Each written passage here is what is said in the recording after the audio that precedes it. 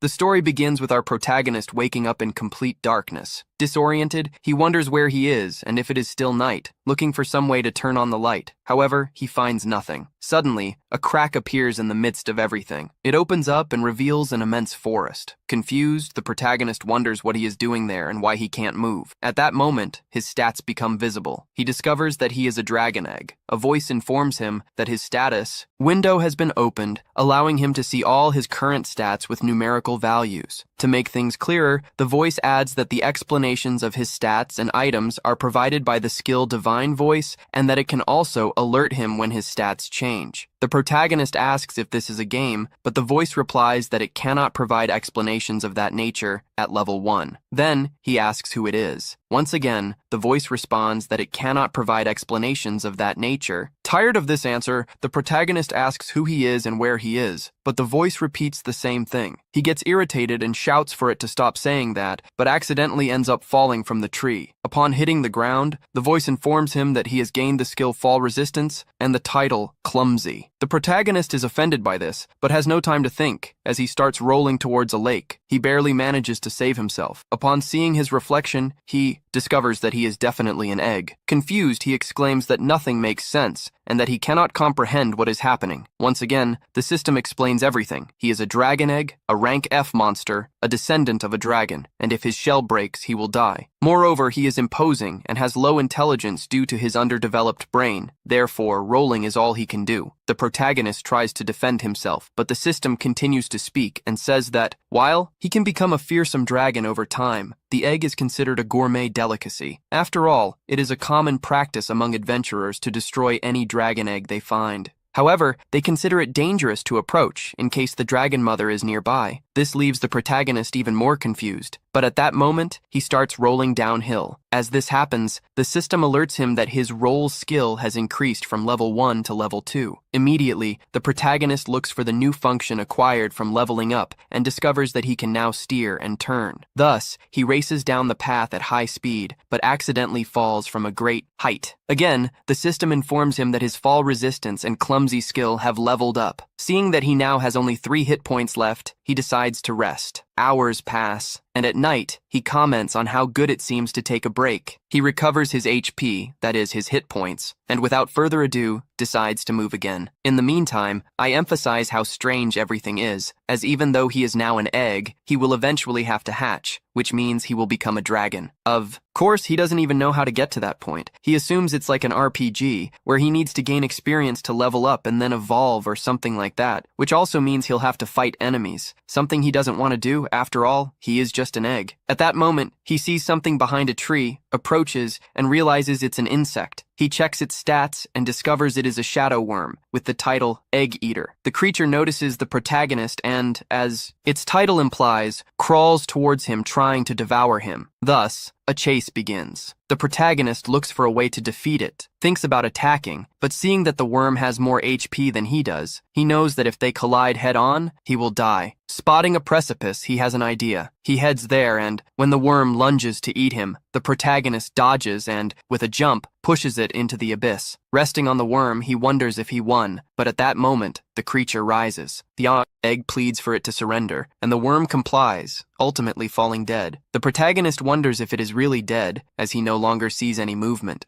The system alerts him that he has gained 12 experience points. Additionally, the title Wandering Egg grants him 12 additional points. The protagonist understands that this functions like a game, and the system announces that he has leveled up from level 1 to 5, reaching the maximum level for evolution. Before this, the system shows him the ways he can grow, as a baby dragon or as a dragonette. Not knowing which to choose, the system describes the dragonette. It is a kind of small dragon, but still larger than a bear, and has a breath of fire. In contrast, the baby dragon has very soft flesh and is quite weak. It has short claws and fangs, but possesses great potential with multiple evolution paths, although most end up being hunted by adventurers or monsters. The baby dragon leaves the protagonist feeling depressed, and he prefers the dragonette for being more balanced. At this moment, he feels hands touching him, and a voice repeating for him to become stronger, saying that only one path opens before him, the path to the top, and that great expectations rest upon him. The protagonist wonders if this is a divine voice. The system informs him that the divine voice has leveled up from 1 to 2. He assumes that the voice appeared because he mentioned the balanced dragonette. Keeping in mind that only one path will lead him to the top, he thinks that the baby dragon has more potential and can evolve into various types of dragons, while the dragonette has fewer options and may become stagnant in its evolution. Thus, after much thought, he confidently chooses the baby dragon. We then see its shell break, from which legs and a tail emerge. The system remarks that, thanks to his title, Son of the Dragon King, first, the resistances of level lower than 5 are reinforced. In addition, he gains the skills Dragon Scales, Baby Breath, Whistle, and Bite, transforming almost like a Digimon. His statistics increase drastically, but his life points and magical power are still not at maximum. This means that even after evolving, he needs to rest. Before that, he thinks of thanking the caterpillar, but feels hungry for some reason. She seems appetizing to him. The protagonist understands that this is due to his dragon instinct and that his body urges him to eat her to heal and be able to fight. At that moment, the divine voice reiterates that he must grow stronger, and with no other option, he consumes the caterpillar, roaring in disgust at the horrible taste. The next day, the dragon awakens and goes to see his reflection in the calmer lake. He realizes that he has been reincarnated in another world and is now a kind of dragon hatchling. Furthermore, the world seems to function like an RPG. He can gain experience, level up, and evolve. However, for some reason,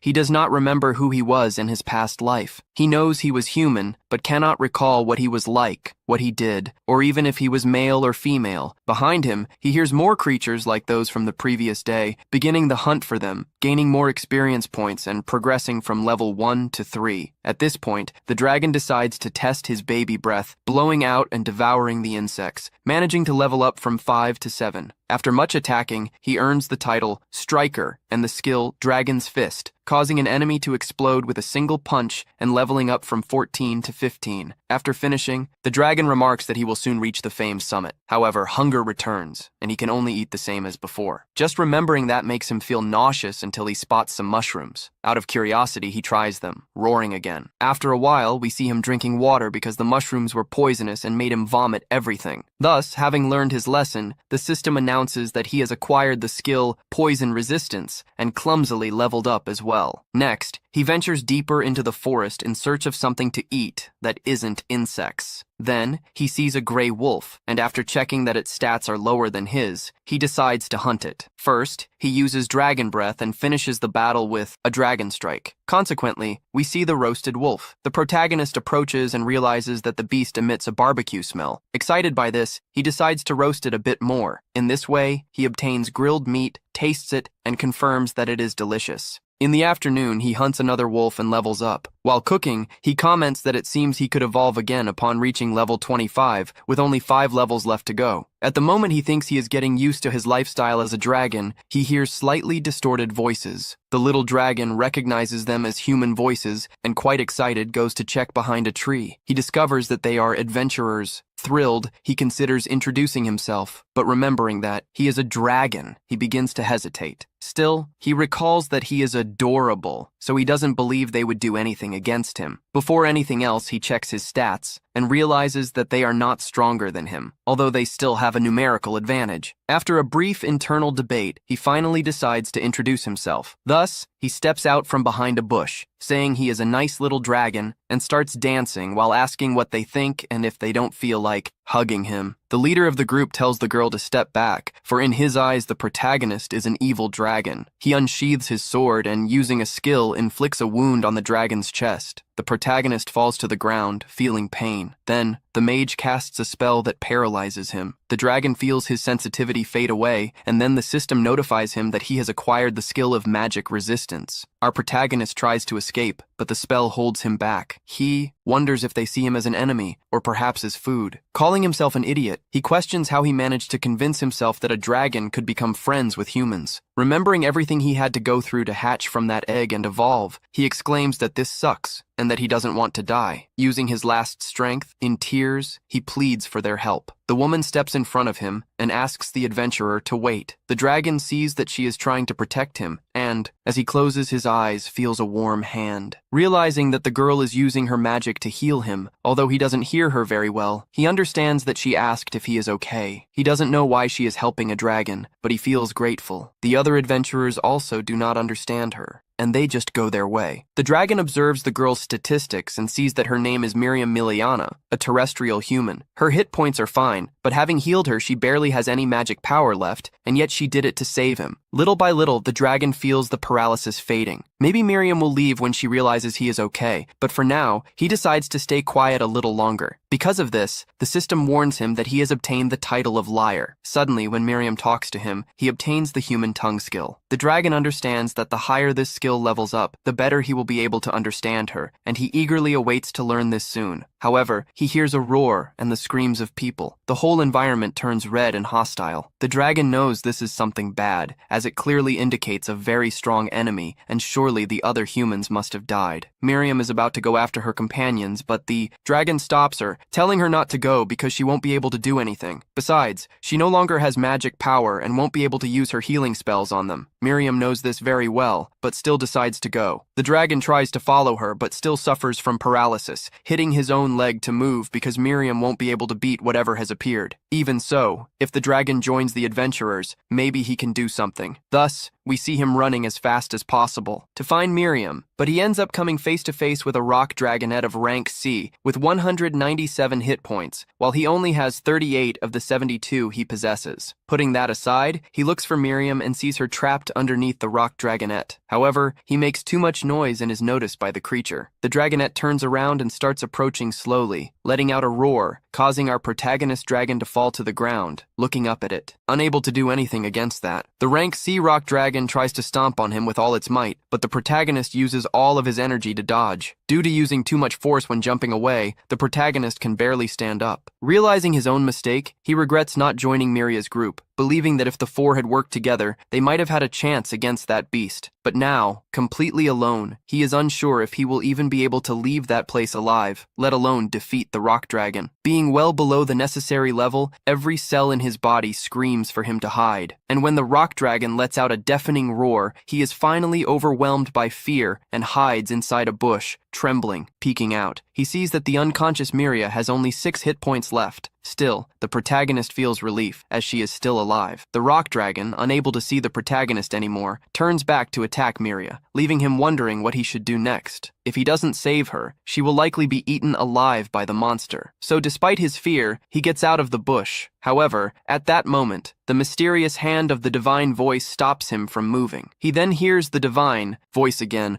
which continues pleading for him to flee, claiming that otherwise he will be roasted. But he doesn't care. He was once human, and as a human, he cannot abandon an innocent person. So, he lets out a loud roar to dispel the fear and charges directly at the rock dragon. The monster tries to stomp on him, but by dodging, the system rewards him with the title of King of Evasion. He notices that the old man who had joined Miria's group is at 0 HP, and, as unfortunate as it is, there is still another person alive. Thus, he desperately tries to save both Miria and the other member. He provokes the rock dragon, hitting it several times and causing the monster to chase him, but that turns out to be a mistake, as the creature uses an ability called Tremor that hits him even from outside the monster's direct reach. As the dragon approaches and is about to use the ability Bite, the protagonist reacts cleverly by shoving a fireball into the creature's mouth. However, the rock dragon survives and immediately enters a recovery state to restore her HP. Meanwhile, the protagonist picks up Miria and runs away, leaving the other companion behind as he has neither the time nor the strength to save him. After taking Miria to a safe place, the protagonist notices that her HP has dropped again from 6 to just 3, making him question if this is due to blood loss. Her status indicates that she is bleeding and conscious. He then tries to use the recovery magic Rest, but it doesn't work, perhaps because it is a self-recovery ability. Thus, he decides to focus on getting the girl back to her people, believing that only humans will be able to save her life. However, he doesn't know the path she and the group came from, so he follows the faint smell of humans and carries Miria out of the forest. Along the way, a pack of gray wolves is attracted by Miria's scent, and as a result, they start to chase the protagonist. He faces the beasts with all his strength to protect Miria, and by the end of the day, he is out of energy. Nevertheless, he continues to push himself and manages to bring her to a village. With no one in sight, he begins to roar loudly in hopes of drawing attention. Some humans appear, but they obviously believe that the protagonist is a beast trying to harm Miria. With no way to communicate, the humans start to attack him, realizing that as a dragon, he would never be able to make them believe he is not dangerous. He places Miria on the ground and flees, receiving a new title from the system, Little Hero. A few days later, Miria regains consciousness after receiving proper treatment and realizes she is at Marielle's house. Marielle explains that she had to use a powerful white magic to save her life, and Miria thanks her. What truly bothers her is knowing who brought her back to the village. So, she asks Marielle if it was the other two members of the group, the old Grants or Da. However, Marielle reveals that Grant's lifeless body was found by the villagers the previous day in the forest. Visibly shaken, Marielle calls Dun a fool for provoking a dragon. As for Da, she explains that her body has not been found yet, but she believes it has been devoured by another monster. Realizing that she was the only survivor, Miria feels extremely guilty and regrets not having stopped Da from challenging the rock dragon. She bursts into tears, and Marielle tries to console her by saying it wasn't her fault, but that doesn't help at all. All Miria can remember is how brave Da was. She recalls the day when Da truly got angry for the first time. That day, Da got into an argument with one of the boys from the village. The fight started because the boy said that Da would never be able to fight and defeat a rock dragon. The boy seemed so confident because he knew that the last time Da had encountered a rock dragon, she had lost her courage and fled. Da insisted that this was in the past, and that if she now had a reason to fight against a rock dragon, she would definitely win. The boys were absolutely sure that she wouldn't be able to win. Thus, Da's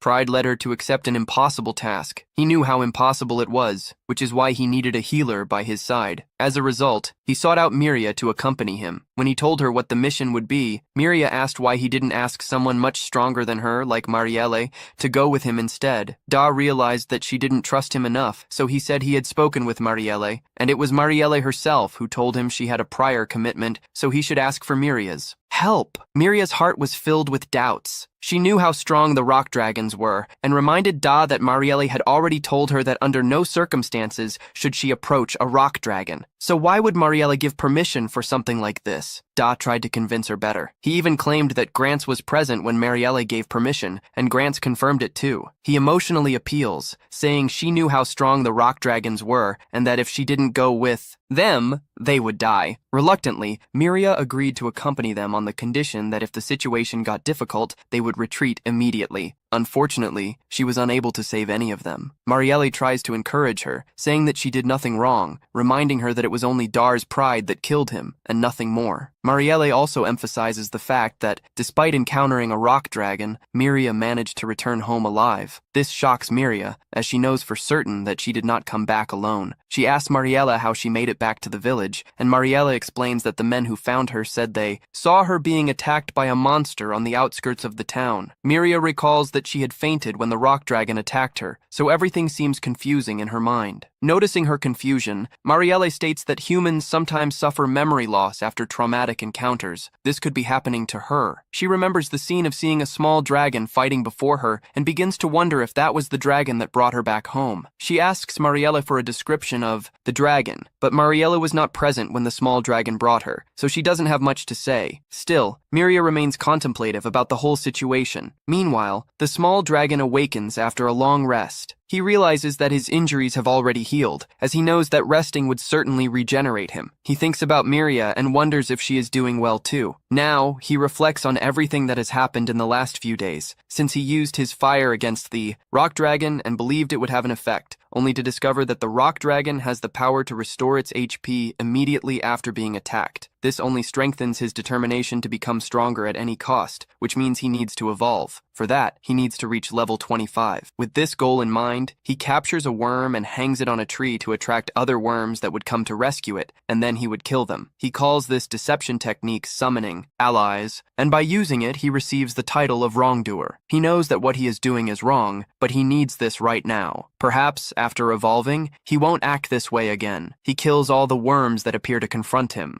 And in a short time, he reaches level 25, finally becoming eligible to evolve. He asks to see the evolution tree and receives 5 options. They are mini dragon, angel mini dragon, child dragon, marble child dragon, and young plague dragon. He starts to wonder what exactly the difference is between a mini dragon, a small dragon, and a baby dragon. The divine voice helps him clarify these doubts. The mini dragon is small in stature, like the baby dragon, but its individual growth is slow and it has limited evolution options. However, many of its future evolutions have great potential. He doesn't like the idea of slow growth, so that doesn't impress him. The angel mini dragon has a protective spirit and vows to live for others. As a result, it can use white magic, but it doesn't fight. Again, this doesn't interest him, as he enjoys fighting. He even thinks about white magic since he saw Miria use it, but that's not enough incentive to make a decision. The child dragon is the next evolution after the baby dragon, with enhanced abilities. The marble child dragon is a dragon that has undergone a mutation and also possesses magical aptitude. The last option is the young plague dragon, the first stage of an evil dragon that spreads disasters. The idea of spreading calamities does not appeal to the protagonist at all, so he immediately rejects this option. However, the system continues to list the characteristics of this dragon, including the fact that it has high intelligence and can use human transformation. He shouts that he does not want to become evil, but the idea of being able to transform into a human is too tempting to ignore. Which of these dragons will he evolve into? He thinks about going to the village and making friends, but that would mean spreading the plague. Confused, he shouts, not knowing which evolution path to choose.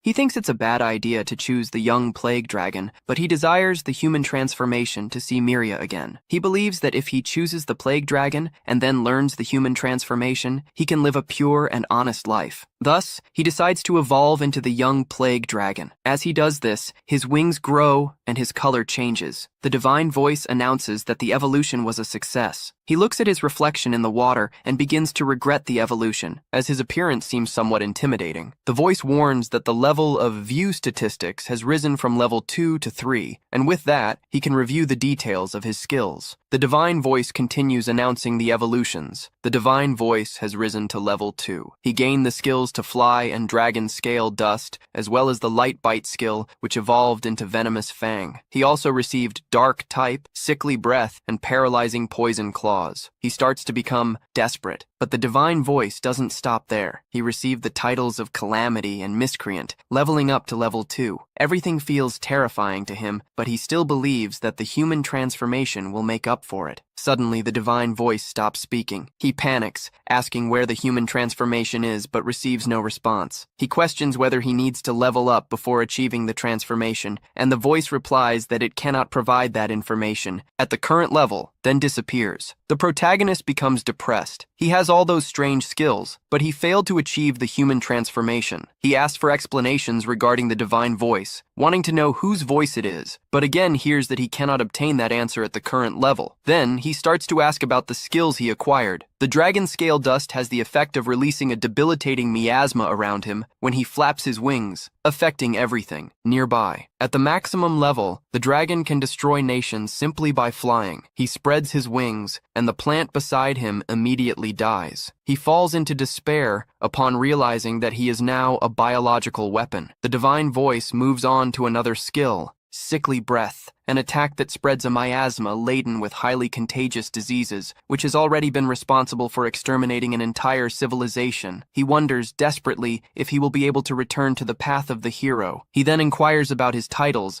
as they seem to have a significant influence on the future. The divine voice speaks of the title Baby Dragon Hero, which embodies courage and may one day elevate him to hero status, strongly influencing his evolution path. Next, he asks about the next title, Infester, granted to diabolical villains who leave mountains of corpses while laughing. This title boosts dark-type attacks, but makes it more difficult to learn holy magic. He claims it is the worst possible title, wants to return it, and regrets the choice, wishing to revert to being an innocent baby dragon. In the village, Miria asks Marielle if they will check all the protective stones of the village. Marielle confirms, explaining that they create a barrier around the village. Miria asks if this serves to prevent monsters from invading the place. Marielle explains that it is merely a charm that subconsciously discourages monsters from crossing that point. Although some more stubborn ones manage to pass through. Miria again recalls the little dragon and thinks that perhaps he really was trying to help her. She asks Marielle if she can share more about the monsters. The elf comments that Miria has been obsessed with monsters since the accident. The girl admits that, to be honest, she can't shake the feeling that she was saved by a little dragon she met in the forest. Ariel warns her not to develop feelings for monsters and begins to explain more about them. She states that monsters can evolve into various forms, growing stronger with each evolution. They do this by hunting other creatures to level up. Miria remarks that humans also level up, improving their skills. The elf confirms this but explains that, in the case of monsters, they have different maximum levels. When they reach this limit, they evolve into a higher form, repeating this process over time and taking on increasingly powerful forms. Miria finds it hard to believe that, in the past, people were capable of discovering the true nature of monsters. This irritates the elf, who claims to have explained this story before. Back then, Miria was only 5 years old and had to look up to see Marielle, which annoys the elf for being called short. Marielle explains that sometimes special people emerge who are capable of hearing the divine voice that shares information about monsters, levels, and the like. These people are known as heroes, or saints. Therefore, this knowledge did not come from human trial and error, but directly from the divine voice. She continues by saying that monsters fight to survive, gain experience, and try to evolve. Every monster is driven to seek power and become more ferocious. So, even though the dragon saved Miria's life before, the next time they meet, he may have evolved into something more threatening and attack her. Miria is horrified and begs Marielle to stop. The elf says that, for her own sake, she should not create expectations regarding monsters,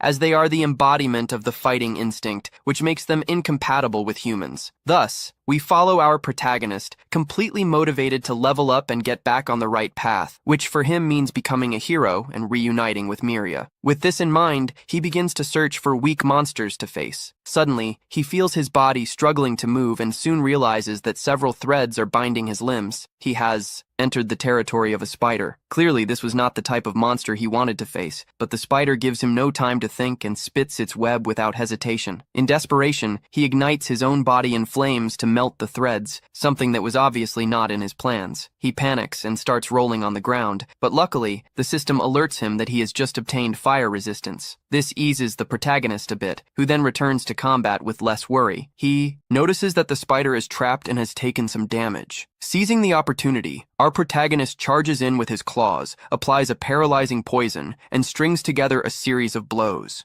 After that, he checks his stats and discovers that he has only managed to take out half of the spider's health. Aware that it won't be possible to defeat her at that moment, he decides to flee. He begins to roll away to escape, but the spider starts to chase him. Seeing that he is about to be caught, he tries to fly, but his small wings can't support his weight. He attempts this several times but fails, assuming it's due to his still low level. Realizing he is about to be caught again, he rolls away once more. After 10 minutes, he continues to run without stopping, while the spider shows no signs of fatigue. At this moment, the system notifies him that the roll skill has increased from level 2 to level 3. In addition to escaping, he also earns the title of Chicken Runner, which leaves him a bit humiliated, although he thinks he would fight if he had a chance to win. Spotting a cliff, he finds himself faced with a choice. He knows he could die if he continues, so he tries to turn right before the edge, but he also considers the possibility of flying to the other side. However, his flying ability is still unreliable, so he has no choice but to attempt a jump. Just when everything seemed lost, his flying ability finally works, allowing him to leave the spider behind. Upon landing, he feels completely exhausted, but as he turns to laugh at the situation, he realizes the spider is no longer there. He believes she has given up and promises that he will defeat her when he levels up more. However, he soon sees a bridge made of web, and the spider leaps right in front of him, restarting the chase. The system informs him that the roll skill has increased from level 3 to level 4, but this is not very helpful anymore. Accidentally, he ends up running over a lion, gaining 12 experience points. Additionally, because of the title of Walking Egg, he levels up from level 1 to level 3. Thus, he runs over all sorts of creatures along the way, moving from level 3 to level 8. Noticing the increase in his stats, he feels more confident about facing the spider. Then, he stops, analyzes his skills, and discovers that she has something called double poison. The protagonist does not know exactly what that means,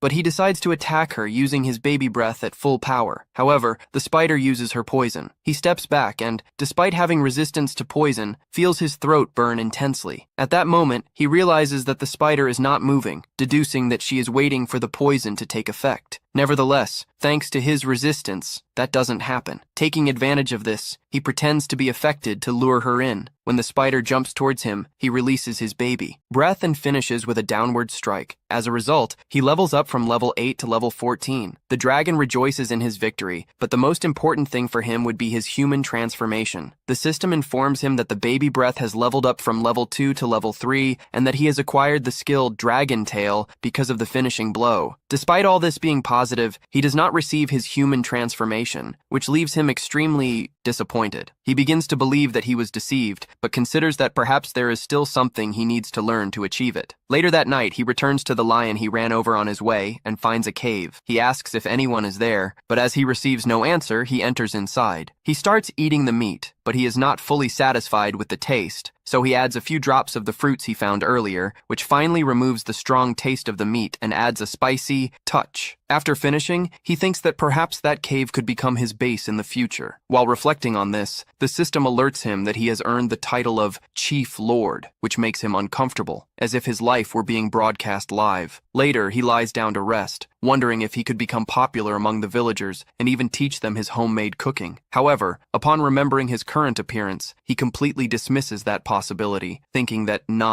even Miria would recognize him in this form. Annoyed, he blames the system for mentioning the human transformation and not granting it. Looking up at the sky, he demands that it be delivered to him, as he does not want to spend his entire life alone. Meanwhile, in the village of humans, Miria overhears a conversation with an old man who claims to have seen one of them near a lake just outside the village. Intrigued, she asks him to tell her more. Even inebriated, the old man recounts that he was fishing when suddenly he saw someone among the bushes. The figure looked haggard, almost like a zombie, and walked into the forest while murmuring incomprehensible things. The others do not believe him, attributing everything to his drunkenness. The old man insists that he really saw it and claims that he hadn't drunk a single drop of alcohol that day. Miria is visibly intrigued. The blonde young man notices this and reminds her that the death of those two adventurers was not her fault. Miria tries to calm herself and leaves the scene. Back with Marielle, she tells her what she heard and states her intention to go into the forest. The elf immediately forbids her, asserting that if there were indeed a possibility of Dew still being alive, he would have returned to the village by now. Miria admits she isn't sure, but suggests forming groups with the villagers to search for him. Marielle rejects the idea, making it clear that she does not intend to risk anyone else's life. Miria calms down, and then Marielle, trying to cheer her up, says she will contact the guild to investigate the matter. Miria understands and apologizes for being irrational, although her words do not fully convince Marielle. We then return to our protagonist once again motivated to level up. At that moment, he encounters a monster resembling a puddle of water and tries to check its statistics. However, upon doing so, his vision distorts and his head begins to hurt. The system warns him that the skill See Statistics cannot provide accurate information at level 3, but since he has just leveled up to level 4, he is able to read the monster's statistics for a few seconds. This leaves him confused, but in the end, he continues on with his journey. The slime tries to attack our protagonist, who quickly uses the rolling ability and runs away. He manages to escape and is left wondering what he just saw, because the statistics were nothing. In particular, however, he managed to feel that it was something he shouldn't get close to under any circumstances, yet he decided not to think about it anymore and went in another direction. He started walking, looking for meat, and ends up finding a jar next to a tree. He thinks it could be very useful for putting fruit and other things, but when trying to get the jar, it jumps and starts spinning, hitting him in the face. Only then does he realize that it is a monster. The divine voice reveals that it is a D-rank turtle. Our protagonist is shocked that a turtle can be a monster and a jar. At the same time, he attacks with the dragon's punch, but it only takes away 1 HP. Then he starts to launch several attacks and knocks the turtle down with his tail, but it uses rest, recovering all the HP. Immediately, he continues trying to kill the monster, but fails until he has the idea of testing to see if it is the aquatic type. Leaving the turtle terrified, he throws it into the water, and then after that he gains 36 experience points. But due to his title, he gains additional experience and goes from level 14 to 15. He thinks it was a good fight, until the divine voice reveals that he received the title Crook King, and his title Rogue went from level 2 to level 3. When he turns around, he sees several turtles behind him, and wonders why there are so many of them there, until he remembers that the previous one gave a scream before falling into the water, realizing that she called her allies. They come together, forming a tower of turtles, which seems to be something quite useless for us. Protagonist flies to the last one, catches it, and throws it on the ground, doing this with all the others. With this, he gains the meteorite ability and is excited to realize that he can gain abilities by doing so. After a few movements, the divine voice says that he has gained 594 experience points, and thanks to the title he has gained additional experience points, going from level 15 to 30. Flying skill went from level 1 to level 2. See statistics, he went from level 4 to level 5, and he is happy that a whole group of monsters have appeared in front of him. However, he is sad because when he defeats them, the hull ends breaking and can't be used as pots, even though he got a lot of meat and leveled up. Everything is fine. He wonders where he can get vegetables, as they are also important. He begins to think that even though he has evolved a lot, he has not achieved human transformation, and that he only has 10 more levels. Until the next transformation, he wonders if this transformation will really. Appearing at that moment, he hears a strange noise in the forest, a few different footsteps, and when he goes there, he sees a monster he has never seen before. He tries to see its statistics, but it is not close to him, enough for them to be revealed, and the only thing that can be seen are details about the species, then discovers that it is a clay bear rank, the place with a high recovery rate, our dragon. He realizes that, in terms of rank, they are both on the same level and wonders if he has any chance of winning the fight. When he remembers the name of the monster, he becomes confused as to whether it is a clay bear or a clay in bear shape. But that doesn't matter. The important thing is that if he manages to win, he will have clay to mold freely and make pots, jugs, and cups. He follows the bear to a certain place and prepares an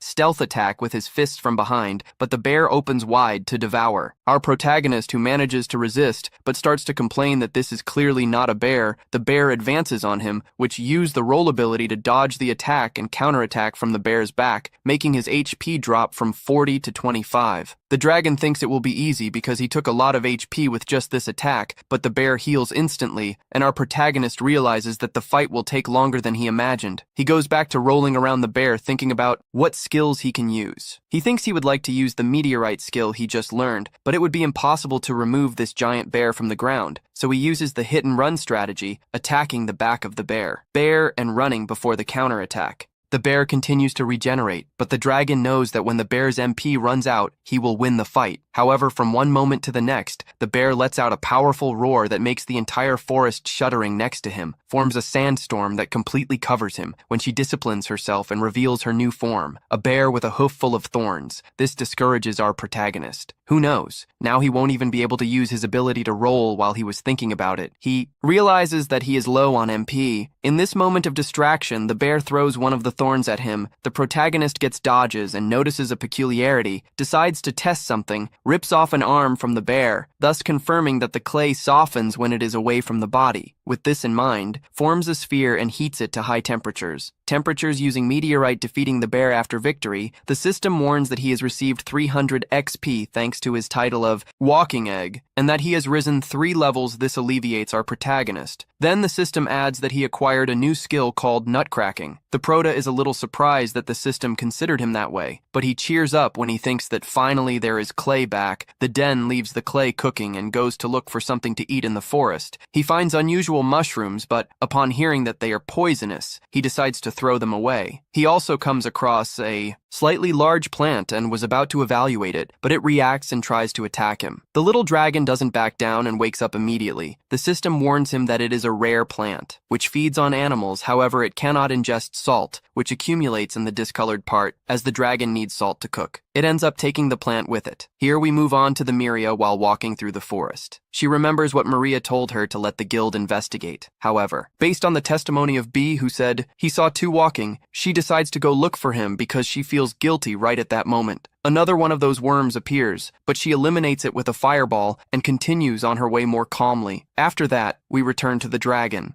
who is observing a D-rank mushroom monster. When they grow, they can move, transforming into warlike monsters, and their flavor is similar to meat. So the protagonist thinks about how good it would be in a broth. Right now, he sees even rarer mushrooms. These are Moratrogia, whose value can lead a country to glory or ruin. It has hallucinogenic effects and causes an intense euphoria. 500 years ago was used as a stimulant, generating many drug addicts. However, the prota pays no attention to this and burns them in exchange for taking some valuable piperies B. They are so precious that its value is measured in gold, so he takes a lot. In the meantime, Miria arrives at the most dangerous part of the forest, but But out of fear, she decides to turn around and return to the village, so we return to the dragon's house. He got a luminous mushroom and we see how he finally prepares his soup, pacifying how delicious it is after adding salt. With the dish well served, he gets ready to eat. He feels how the flavor of the meat merged with the soup when he finished eating. He feels as if he had returned to his old life. At that moment, the system warns him that his title of cook has gone from level 1 to 2. The dragon, he comments that eating in that bowl was very complicated as he spilled a lot, so he will use the clay to create a bigger one, and with a breaking spoon, he will also make bricks for a wall, which yields him the title of potter, ceramist. The next morning, we see a carriage. The coachman tells some ladies that the forest is already very close when they get down. We see a human accompanied by a semi-human who were sent by a guild to Noah's forest back to the den. And with the new food, he is willing to cut the meat and skin the wolves. After that, he seasons them and leaves them to dry like he goes out for a walk looking stylish, saying that he is already used to this world. When he returns to the den, he observes that the monkeys are eating his meat, and although he manages to scare them away, he thinks of a way to stop these filthy beasts from continuing to steal his food, so he collects poisonous mushrooms and creates a mixture with the meat while collecting them. Mentions that now he can practically differentiate whether wild plants are poisonous or not. At that moment, he notices the wind carrying the flower petals and approaches that beautiful place, being amazed by how beautiful he is. Suddenly, a small creature appears before him for a moment. Our protagonist is mesmerized by its rarity. Upon seeing its statistics, he discovers that it is a species called Poisonous Princess, whose abilities are exclusively poisonous. The little dragon is surprised. However, the little beast runs away from the place. Suddenly, a stake falls close to our dragon. This catches his attention, which is taken advantage of by that creature. Our prota reacts and Amanda flying. She falls into the trunk of a tree and disappears, letting out a laugh. The dragon, he assumes that she has given up, but out of nowhere he feels the poison begin to act on his body. His senses weaken, and little by little his vision distorts until he falls to the ground, wondering if it was part of that creature's plan. His stats are his main special poison. He asks the divine voice if this special poison is very different from normal poison, but the divine voice warns that he cannot provide these specific information. At level 3, he imagined this would happen and tries to get up, but his body hurts a lot and he realizes that the situation is getting bad. He doesn't remember seeing no plant that fights poison and realizes that the situation is going from bad to worse. So, he asks the divine voice for information about the lizard. The divine voice says that it is a poisonous Lacerda princess of rank D, a cunning monster that poisons its prey and escapes, and after the poison takes effect, eats the remains. Our protagonist thinks that this Lacerda princess is even worse than the title of his con man. The divine voice goes on to say that by ingesting highly poisonous substances, she creates a potent poison internally, and that her bodily fluids can serve as an antidote to the poison that she creates, using this to negotiate for her life whenever she is captured. So, our protagonist's only option is to capture her to get the antidote. He can move a little, thanks to his resistance to the poison, and imagines that she is nearby, waiting for the poison to kill him. He starts to run, thinking that she cannot lose sight of him, otherwise it would be a waste, and so this is sure that she is chasing him. He finds her and tries to catch her, but she also has the ability to roll. However, our dragon knows that up ahead is a cliff, because he remembers the time he ran away from the spider. At that moment, his rolling ability goes from level 4 to level 5. He thinks he can catch up to her now and accelerates, but is surprised when she catches him, hits her with a clay stake, being shocked by the fact that she can shoot even while she's rolling. He chases her again. She throws 3 more stakes at our protagonist, but he continues following her. He admits that one day she will surpass him in the ability to roll, but for now he is the best. So he jumps towards her, hitting her and sending her flying. He thinks he has done it now, capture her, but when he looks up, he realizes that she is heading towards the river, and that way he would lose his antidote.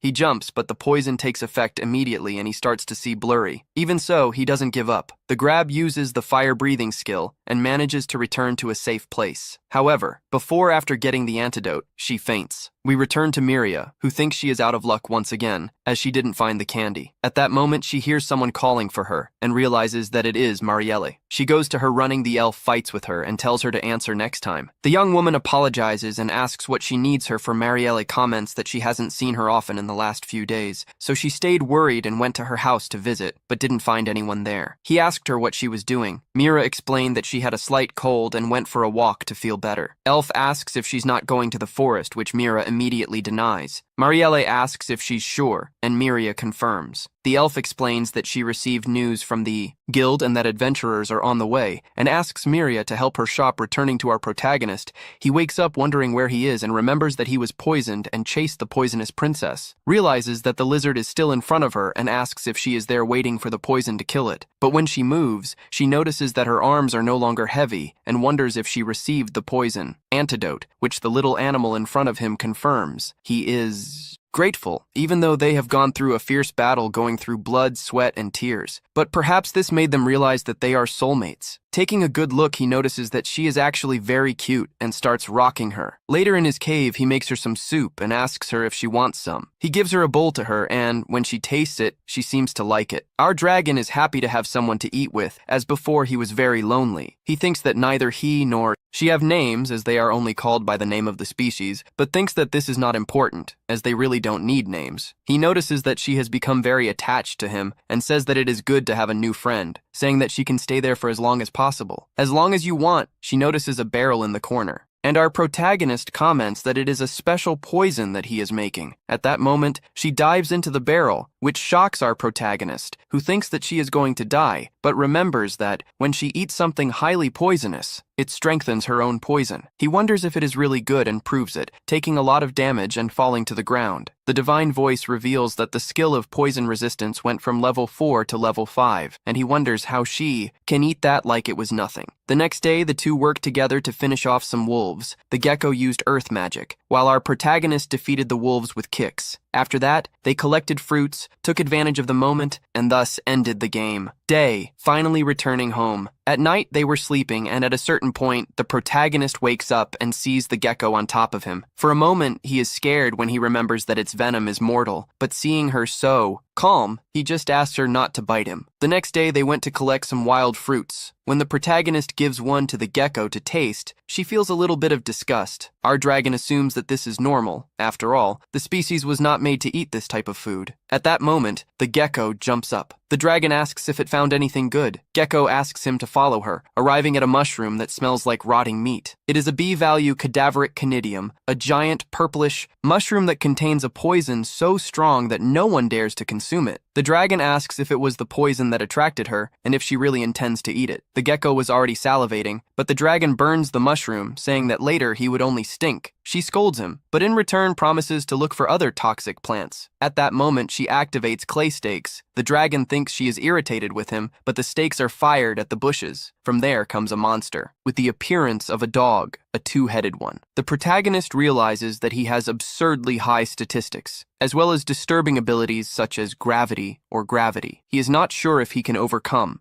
But considering that the monster has tenacity and would chase them if they ran away, he looks at his friend and, seeing that she thinks the same, they decide to fight. The plan is simple. He will attack to get attention, while she takes the opportunity to poison him. So, it will only be a matter of time. However, the dog's other head blocks his blow. The dragon retreats, and then the monster uses magic, creating a circle on the protagonist's feet. He falls, feeling his body heavy, almost immobile, concluding that it must be the effect of gravity. The dog advances, and the protagonist already gives up, but his friend throws a stake at the monster, breaking the spell and nullifying gravity. The dragon flies and, from above, uses his fire breath with everything. When the flames dissipate, the enemy was already healing. The dragon gets angry that everyone can regenerate, so he analyzes the role of each head. The angry one is focused on physical attacks, while the crying one uses magic. At that moment, the crying one is about to use gravity. The dragon runs to stop it, but the angry head bites him. Still, he uses his dragon fist, hitting the crying head squarely in the mouth. With that, the gecko manages to attack and finally poison her. The poison spreads throughout the monster's body, but the crying head starts laughing. The dragon realizes that she is using healing, but this does not remove the effect of the poison. The hit points, they continue to fall, and they declare victory. However, something unexpected happens. The angry head decapitates the crying one. The team is shocked by this, eliminating their own companion to contain the poison. Given this, the dragon states that it will never evolve into a two-headed dragon. Despite this, Now the monster can no longer use magic. By observing the statistics, the protagonist discovers the skill sacrifice. At that moment, the crying head rises, trying to take them together to their death, starting with the gecko. She dodges and runs, but the head chases her. The dragon tries to follow. However, the angry head stops him. With no other option, the protagonist enters into direct combat. He lands a blow, dodges, and manages to throw the enemy from above, holding his head and crushing him against the ground. Floor.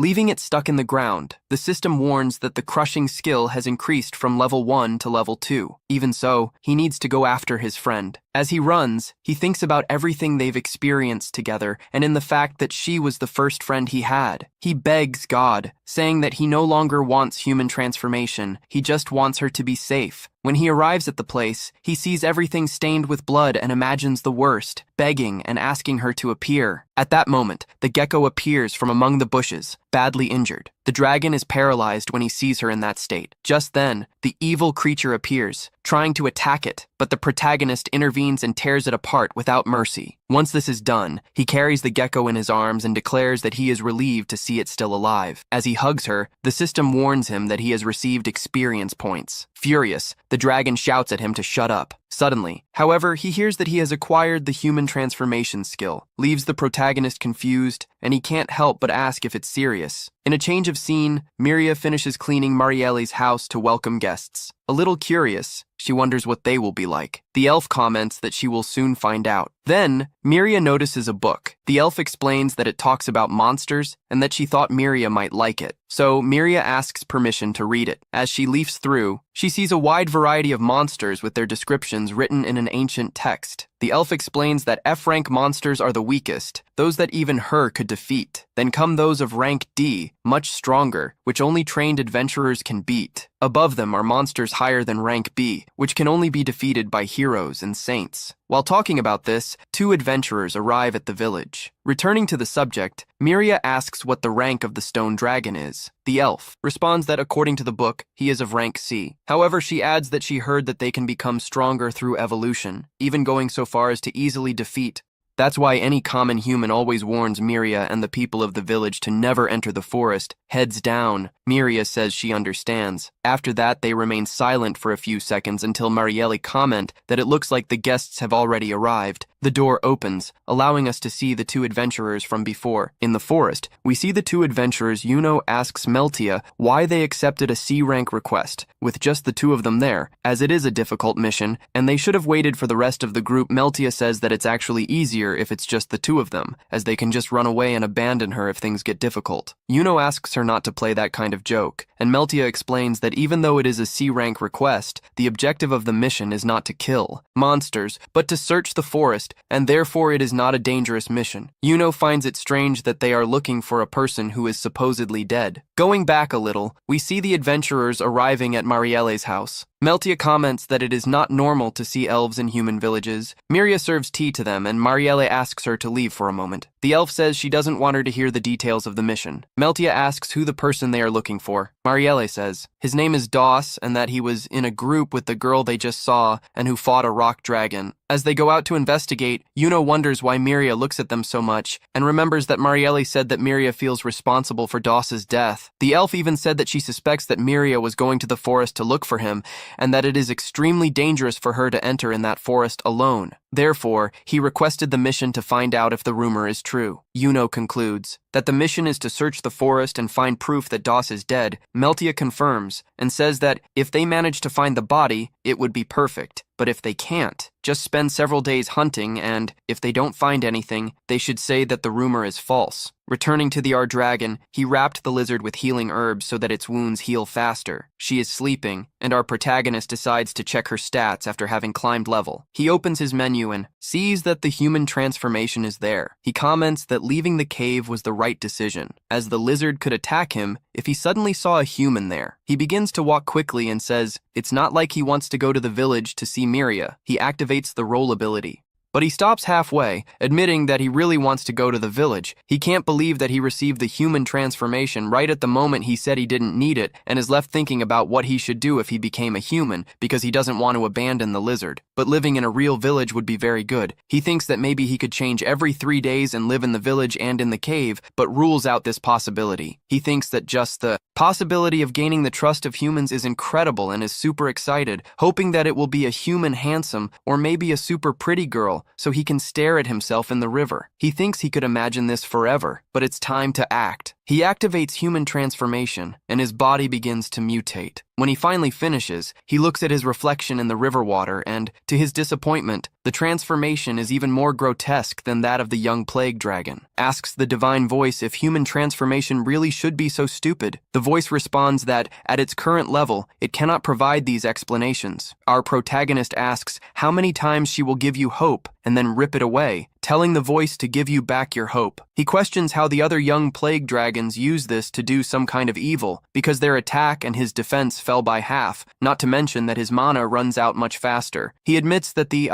transformation was a failure and returns to his normal state. We return to the adventurers who have just finished defeating a spider. Meltia tells Yuno that she is happy that she is there. They continue walking until it gets dark. The leader says that they have not seen any sign of Sweet, and Yuno comments that it's not that deep in the forest, and the monsters there are getting stronger and stronger. Meltia thinks it's better to go back, but at that moment they see a cave. They approach the entrance and see 2 statues, one clearly representing a dragon, and the other looking like a human. Yuno asks if it's some kind of shrine made by dragon worshippers, but the leader says she doesn't think the village adopt this type of religion, and you are feeling powerful magic. Coming out of the statues, Yuno, being half human and half dog, smells a pleasant smell. They enter and see meat hanging. Meltia tells them to enter the cave. Inside, Yuno notices mushrooms lights on the wall. Meltia finds a skin on the floor, and Yuno finds a barrel that smells really good. She says it contains tons of red fruits that look a lot like spices. Meltia approaches at the time, asking if it could be red gold, and Yuno asks if they can take some, but the leader denies it, saying that cave is probably a hideout for thieves and that they could get involved in something dark. At that moment, the lizard appears confronting the adventurers, but leaves the cave, and Yuno asks what that was. Meltia says that it was a poison princess, and that just one, her bite, is enough to kill. She tells Yuno to leave the cave as quickly as possible. Outside, we see our dragon walking this way and that way, because he saw the human knight and the half-human entering the cave. He wonders if they were impressed when they saw his cave and wonders if he should appear to them, but remembers that he is a monster, and they would assume that even so, he activates the transformation into a human again, because in this world, there are demi-humans, so there is a chance that they will think that he is one of them. However, when he approaches them, he thinks that he is greeting affectionately, but in their vision, it's something scary. Melt stops Yuno from attacking, and then uses his magic. The transformation is undone, and they realize it's a plague dragon. A leader asks Yuno to run, and our protagonist becomes depressed. Later on, Yuno asks Meltia if they are being followed, and she denies. She can't believe there are plague dragons living in that forest, and that's an unpleasant surprise. Yuno remembers that they talked about Rock Dragon, but nothing about what they just saw, and asks if they should go back to the village. The leader says not yet. There's nothing concrete to report, so it's not a good idea to go back now, and they'll need more manpower if they want to investigate further. Yuno suggests calling the rest of the group the next day. Our protagonist leaves the cave and collects some meat. Thinking that he is completely recovered, despite the previous day being very bad, even having achieved human transformation, he goes to the princess and says that he needs to ask a favor, as there is some monkeys stealing the dried meat he makes. So you want to poison the meat to teach them a lesson, and you would like the poison to be as strong as possible without any color or smell, so that it doesn't understand. He asks her if she can do this, and she confirms, goes to a pot, and leaves the poison there. Our dragon wonders if that is really poison, as it has no color or smell. He puts the poison in the flesh and watches the monkeys for hours until he falls asleep, but after a while they arrive. One falls to the ground, and at that moment, our protagonist jumps on top of them, saying that he is going to end all the monkeys. Monkeys. They scream and start to work as a team, but our dragon knows that his and the princess's teamwork is much better. He then gives a roar. The princess attacks, eliminating 2 monkeys, and the dragon finishes the last one. However, the monkeys give a supersonic whistle, and their leader appears. Our protagonist is shocked, as he looks like a higher-ranked monster. He activates the ability to see status, and realizes that they are equal to his own. But the leader has an ability to fortify his followers. He thinks he needs to end this soon, and attacks with a fireball. But the smaller monkeys come forward to defend their leader. With earth magic, Each one launches itself to attack. The dragon notices that they have become faster. His friend defends him, but one of them holds him back from behind. The alpha runs towards him. The gecko intercepts him, but is captured and thrown. The dragon frees himself and secures, but is already at the limit. He asks for the voice and information about the monkeys. Giant orangutan is a higher-rank monster, an evolution of smaller ones. He fought and defeated the former alpha to become the boss. Evolving through battles is something sacred to them. Furthermore, they have mastered support magic to help their clan. This information doesn't help the dragon much, but he remembers that the orangutan has telepathic communication, so it might be possible to negotiate. Take one of Ren's monkeys so that the leader can hear him and the orangutan too.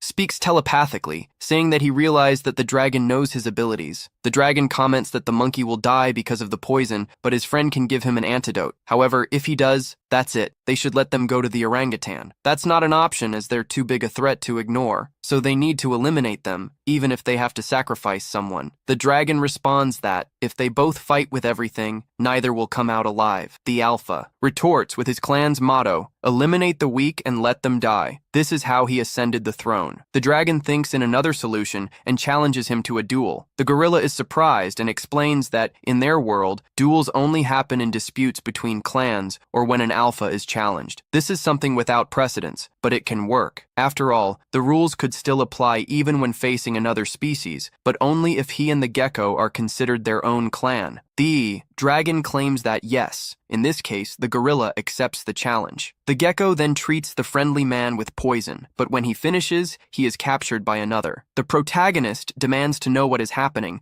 and the gorilla explains that it is to avoid interference in the duel, promising to free her as soon as she wins. Without further words, they both stand face to face. The gorilla begins with powerful blows, which only allow the protagonist defends himself, with no chance to counterattack. The dragon uses the rolling ability to move away, but the gorilla confronts him, saying that this is not fighting and that it is an insult to them. Knowing that it cannot continue like this, or the gecko could end up in danger, the dragon decides to counterattack. He takes a big leap and falls on the gorilla, hitting him with his tail, followed by a sequence of punches that leave him stunned. As he moves away, he assesses the damage and discovers that the enemy still has a third of his life remaining motivated. He goes on the attack again. However, the gorilla enters a state different, completely repelling the protagonist and directing all his MP towards agility. Once this is done, he goes on the attack. Incinerate him, but the gorilla takes no damage and knocks him to the ground with one blow. Taking advantage of his speed, he attacks from several directions. The dragon recognizes that he is too fast and has an idea. Let go a deafening roar and taunts him, telling him to fight face to face, otherwise he is a coward. The gorilla is indignant and accepts. So they both run at each other, exchanging blow after blow. After some time, both are exhausted and decide the fight with the last attack, which only the dragon manages to connect, throwing the gorilla to the ground. The protagonist declares himself the winner. In the however below, the gorilla delivers one last blow that also throws the dragon to the ground. Little by little, the protagonist loses consciousness. The gecko approaches, but he only listens to the system inform him about your achievements before finally passing out. A few hours later, our protagonist wakes up confused, not knowing where he is. To his surprise, he realizes he is back in the cave. After a few moments organizing his thoughts, he remembers what happened and remembers that he managed to defeat the giant orangutan when he realizes that he really won the fight. He feels overcome with emotion by the satisfied expression on the poisonous princess's face. He deduces that it was she who carried him back to the cave. He briefly celebrates the victory. Next to her, relieved that everything ended well, however, when he looks to the side, he is startled to see the same group of monkeys that served as the giant orangutan's subordinates. Their first thought is that they came to take revenge on their former leader, but instead of hostility, they begin to celebrate with their enthusiasm. Their behavior suggests that they now recognize him as the new chief. Intrigued, he checks his status screen and discovers that he has received the title of chief of the clan. So he concludes that by defeating the former leader automatically inherited his position. The princess immediately becomes hostile towards the monkeys, but he quickly calms her down, explaining that the situation may in fact be advantageous. He reasons that they can use the monkeys as helpers to take care of various tasks and heavy work, saving them from doing everything themselves. While continuing to interact with the monkeys, Princess becomes increasingly jealous, but he remains distracted, too fascinated with the situation to notice her change in mood with the monkeys taking over the job. He suddenly finds himself without nothing to do as he doesn't want to sit still. He starts thinking about productive ways to use his free time. He realizes that with more inhabitants in the cave, they will need to store a larger amount of food, and for this, pots will be needed the next day. He begins to work on making clay containers while one of the monkeys watches with great curiosity. "Fun," he says to the monkey. "Pay close attention and learn while molding a new pot with clay," commenting that monkeys are probably more skilled at this task because of their fingertips after completing the task. Demonstration tells the monkey to try to make one himself and leaves him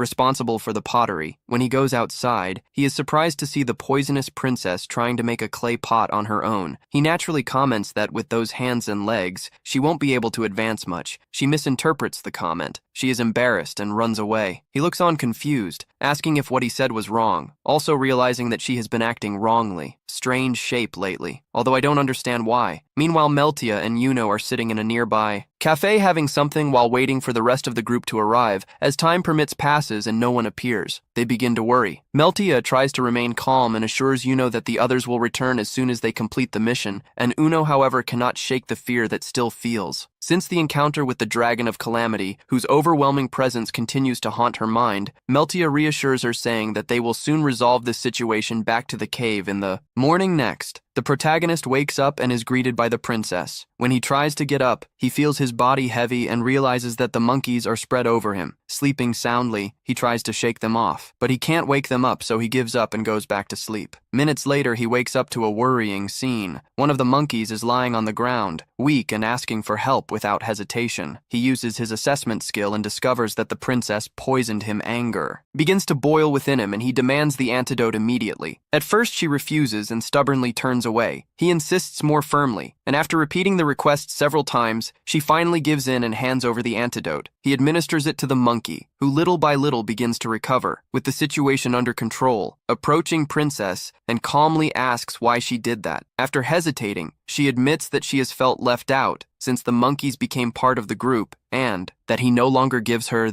with the same attention. Upon hearing this, he realizes that perhaps he ignored her feelings. He sincerely apologizes for having neglected her and suggests that they spend more time together to make it up to her, proposes that on the day. Next, they go hunting, just the two of them, enjoying a moment alone. The princess lights up when she hears the proposal and happily accepts it in another place. Miria begins to realize that several days have already passed since the adventurers entered the forest and no news arrived. Worried about their safety, she decides that she can no longer wait. Determined to find the protagonist and the others, she prepares and sets off alone into the forest in search of them. The next day, he and the poisonous princess go out into the forest on their hunting date. He is genuinely excited, enjoying the air fresh and the chance to go hunting again. However, the princess doesn't seem that happy, and it soon becomes clear why he brought the monkeys along while he doesn't see any problem with that. She hoped that, if it was just a moment for the two of them, the monkeys are full of energy and enthusiasm, clearly having fun with the ride. Feeling disappointed, the princess walks a few steps ahead alone, and in silence after a while she notices a danger nearby, when suddenly two forest wolves jump out of the trees ready to attack. He assumes it will be a simple fight that they can resolve together. But before either of them can act, the monkeys advance first and defeat the wolves quickly with impressive coordination. The battle ends almost instantly, leaving the two with nothing to do. The monkeys celebrate their victory, while the poisonous princess feels even more left out as Miria goes deeper into the forest than she intended initially. As she progresses through the dense trees, she realizes that she has gone too far. The environment begins to appear unfamiliar, and a feeling of uneasiness grows within her. She considers the idea to return home,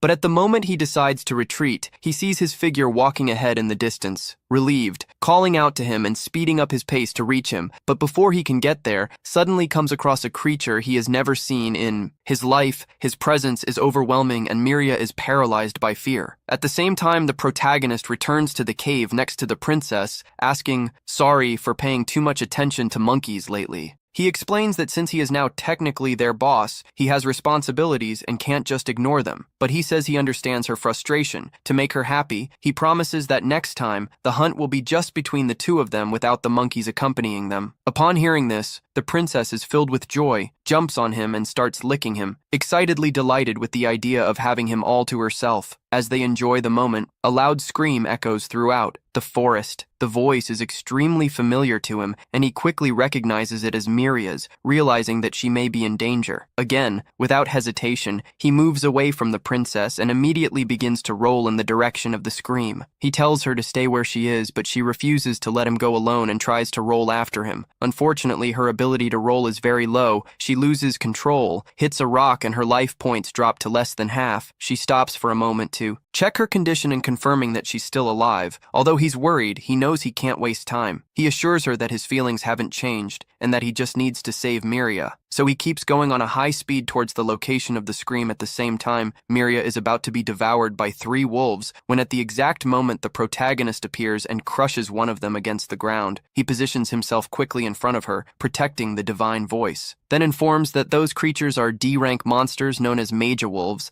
that use a third eye to transmit information visual to nearby pack members. Thanks to this ability, they can coordinate perfectly to track and hunt their prey with absolute precision. Wolves approach, ready to attacking. At first glance, they seem like common D-rank monsters, but when analyzing their statistics more closely, he notices something strange. An unusual aura surrounds them, indicating that they are stronger than normal for this level. At this moment, the wolves launch a coordinated attack, but he responds by releasing a baby dragon breath, reducing one of them to ashes. The other 2 try to attack him from the sides. However, he quickly thrusts his fists into their faces, knocking them down and ending the fight. Then he tries to approach Miria calmly, but as expected, she is terrified when she sees him and retreats until leaning against a tree without knowing what his intentions are. However, when she realizes that he doesn't attack her, and when she remembers that a familiar dragon saved her previously, she begins to connect the dots. She understands that he is the same dragon that rescued her in the past. Gathering courage, he slowly gets up and tries to communicate. When she notices that he is not hostile and is focused on protecting her, she begins to trust him. A silent understanding is established between the 2, recognizing themselves as allies, but more Magi Wolves continue to approach, surrounding them with caution. He positions himself in front of Miria and orders them to. She stays behind him, trusting him completely. She moves quickly and climbs onto his back with great confidence. He prepares to break the siege and take her to safety while the wolves prepare themselves to attack. In the village, we see a man calling Gregorio going to Marielle. She asks if he managed to find anything, but he replies that he didn't find anything. He explains that they looked for Miria around the village whole, and there is not even a sign of her. Marielle, irritated, thinks that Miria was an idiot for going to the forest alone. Gregorio then asks if they will look for her in the forest. Marielle responds, "Who will look alone?" and asks him to, just to be sure, check the village once again, in case they missed something, as there is a chance that Miria will return. He accepts Marielle's order and asks that she be careful on the adventurer's side. A new member comments that the forest doesn't seem that dangerous, and Uno disagrees and says that the cave is strange because inside they found several pots of seasoning, and in addition she also saw a plague dragon. Melty explains that she concluded that it is too risky for just the 2 of them to investigate alone, so she called the rest of the group. Uno asks if we'll start investigating now, but Meltia responds that not first. They will go back to meet with the client and get permission to proceed with the full list. In the meantime, our protagonist runs away from the wolves. He thinks that they are too insistent and that now there are much more than before. When he looks ahead, he notices a point where he will not be surrounded and believes that there he can protect Miria. He puts her on the ground behind him and positions himself in front. The forest wolves advance, and he uses the baby dragon's fire to burn 2 of them. A third runs in a zigzag and jumps towards him, but he tears it in half with ease. Yet something seems strange. The wolves don't back down at any point. He wonders why one of the fallen bodies starts to drain a strange tear from the creature's eyes. Without wasting time, he picks up the Miria and continues running through the forest. He thinks about what to do with her because he doesn't know what will happen if he takes her to the village, but the same thing will probably happen as before when he tried to get closer and was attacked by the residents. He wonders why Miria was alone in the forest, being sure that she knows how dangerous the place is. It would be so much easier if you could just ask what's going on. But for now, he intends to take her to a safe place close to the village. Miria hugs him and thanks him, and he realizes that he managed to understand a little of what she said, the divine voice. So he asks the dragon if he would like to see the evolution tree. He thinks the voice is trying to ruin his moment again, but decides to take a look. 4 options appear. He finds it strange that there is no evolution for Plague Dragon, even though this is its current race. The first option is Dark Human. Dragon, a low-ranking half-human dragon classified as demi-human with its body covered in dark flames. He wonders if he would become an Et, and if he would be able to interact with humans, but decides that it is better to avoid it, it could be another prank from the annoying voice. The second option is the rolling dragon specialized in speed instead of strength, the sprinter of the dragon world. He imagines himself rolling from one side to the other and doesn't get very excited. The third option is the small light-type bow dragon with high intelligence and user of white magic. He finds it hard to believe that a plague dragon could evolve into something as pure as it would be small. Perhaps it would be weaker than the others, but still it seems like a good choice. The last option is Jernmungande, a dragon with the body of a gigantic snake covered in scales that contains deadly poison where it crawls. The ground becomes stereo. It denies immediately if he chose this, he would become the enemy of all humans. At that moment, Miriam pokes him and points ahead. He approaches and finds a lake while she drinks water. He returns to reflecting on the evolutions. The last one is totally out of the question. He is interested in the rolling dragon, but is afraid of becoming a traveling circus show. So he thinks about the guy's little air dragon light that could perhaps get along well with humans. On the other hand, the dragon, if dark human, being half human, would perhaps be the best option to live with them. But then another doubt arises, such as Miria would see, and if he chose something so different, how the other monsters would treat him. Miriam goes to him and asks him what he is thinking. He gets scared and falls back, thinking he was thinking about what it would be like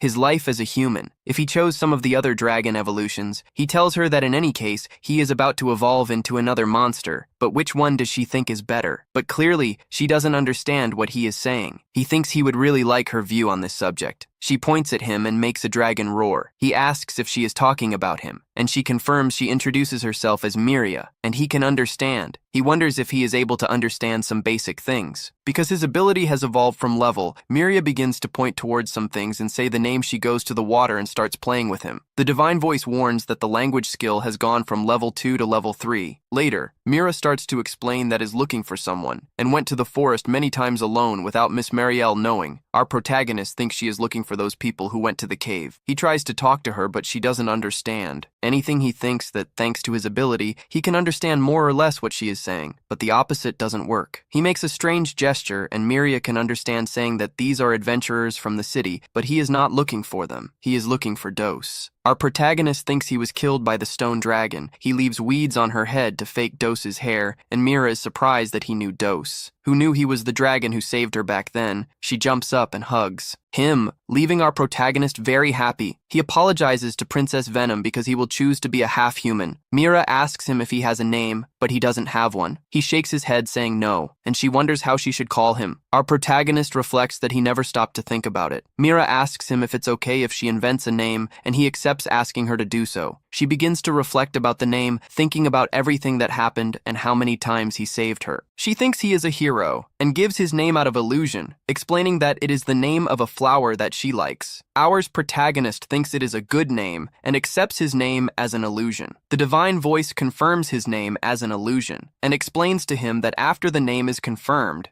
it cannot be changed. The divine voice asks again if it can confirm the name illusion, saying that after confirming it cannot be changed. Our dragon did not know. It had this option. He accepts the name since it was given by Miria, and confirms the divine voice says that the name was confirmed as an illusion. Miria comments that it seems that he liked the name and is happy about it. Our little dragon feels very well with what just happened, but at that moment there was a very loud roar and he hears very strong footsteps approaching them. He thinks that the only thing capable of taking such a strong step in that forest is the dragon. So he asks the Mira to get on his back and starts to run away with her, thinking that he was further away from the dragon's lair, but that doesn't matter because he will make a detour to the village and will leave the scope in a safe place and then go look for us. The wolves continue following him, and he notices a reception of magical energy written on the side of the monster. He then realizes that the monster is being controlled by something. He jumps towards the media, but our protagonist manages to defeat him with a blow of his tail. Further ahead, he sees that there are 4 more wolves, but one is different. When he stops, he realizes that Deuce is on top of the wolf. Different. Miria asks Dose why he is with monsters. Our protagonist tries to see Dose's statistics, but the list of his skills are completely empty, and he wonders what that means. He pulls out a sword and starts trying to attack them. He comes forward, but when our protagonist realizes that it will be, when attacked, she defends herself and tries to attack her with a sword, and she retaliates with a fireball. Our protagonist punches him, and he falls, but our protagonist finds his reaction strange when he holds a piece of earth as if it were a treasure, and Miria wonders how this happened. Dos orders the wolves to attack, and he obeys. At that moment, the strong footsteps continue to get closer and closer. Dos climbs on top of a wolf and orders it to move forward, and Miria finally realizes what the egg is that he is holding. The dragon realizes that he is heading towards the village and wonders what he is doing. Whatever, because she can't understand it, but Miria understands, saying it's horrible. But what he was holding was a stone dragon egg, and he is taking it to the village so the stone dragon will go there. At that moment, the stone dragon appears enraged and realizes that Dos is attracting the dragon to the village. Miria climbs on our dragon's back and he starts running after Dos to be able to avoid the tragedy, asking if what Dos is planning to do if he wants revenge against the people of the village. The wolves continue chasing them both, and our dragon knows he won't be able to lose them with Miria on his back. At that moment, Emilia calls for him, Elucia asking him to leave her behind and continue without her, explaining that she will be able to stay well away from the monsters and asking him to follow her. And he asks if she has gone crazy because there is no way they beat the wolves. But Miria begs him to save the village. He suddenly puts her on the ground and is attacked by the wolf. He retaliates with a very strong blow, then delivers a follow-up of blows and destroys the wolf completely. 3 remaining wolves run towards Miria. He defeats 2, but the third manages to injure her. But soon after, our protagonist manages to defeat him too. Miria asks him to run to the village and he says he will protect it, but also states that he will protect the village in the village. We see some children playing. Ingrid tells them to go home because it is starting to get dark. Soon after, we hear the roar of the stone dragon and several birds start to fly. Scared Marielle hears the roar and thinks she needs to quickly find the ones adventurers also take down some wolves in the forest. The scene changes to the Dos that continues running with the baby dragon's egg towards the village in the forest. We also see the slimes that our protagonist faced previously. Our protagonist continues running towards the village. Then we see our dragon running towards the village with Miria on its back, seriously injured. She realizes that Eluvia is taking her to the village and is grateful for that. The dragon observes the injury and thinks that it doesn't seem that serious, believing that she will be able to heal herself. However, when Miria uses a recovery spell, she decides to use it on him. Upon realizing this, our little one dragon is surprised and thinks that she is actually a very kind person. Meanwhile, in the village, Gregory is facing a wolf and, confused by the situation, asks what is happening, but even so, he manages to defeat the creature. Soon after the fight, our dragon arrives at the village, carrying Miria on his back. Upon seeing the huge dragon, Gregory is completely terrified. However, Miria, he quickly explains that this is a friendly dragon and that he came to save the village. Upon hearing this, Gregory remembers when he saw a small dragon carrying Miria on its back earlier and begins to wonder if that one would be the same. At that moment, our protagonist also finds his face familiar and remembers that it was Gregory who hit him with a wedge in the past. Mira then confirms that it really is the same dragon, just evolved. Now he has become a plague dragon, but despite this, he continues to be very kind and friendly towards humans. Gregory then realizes that, from the another time, the dragon was just trying to help Miria, but he still finds it hard to believe that a plague dragon can help humans. Still, he decides to apologize for what happened. Previously, since there was no way to know the truth in that situation, our protagonist responds by just shaking his head, and Gregory is completely shocked to realize that the dragon can respond and communicate with humans. At that moment, a terrifying roar echoes in the distance. It was the stone dragon. Upon hearing the sound, Miria asks Gregory if he saw.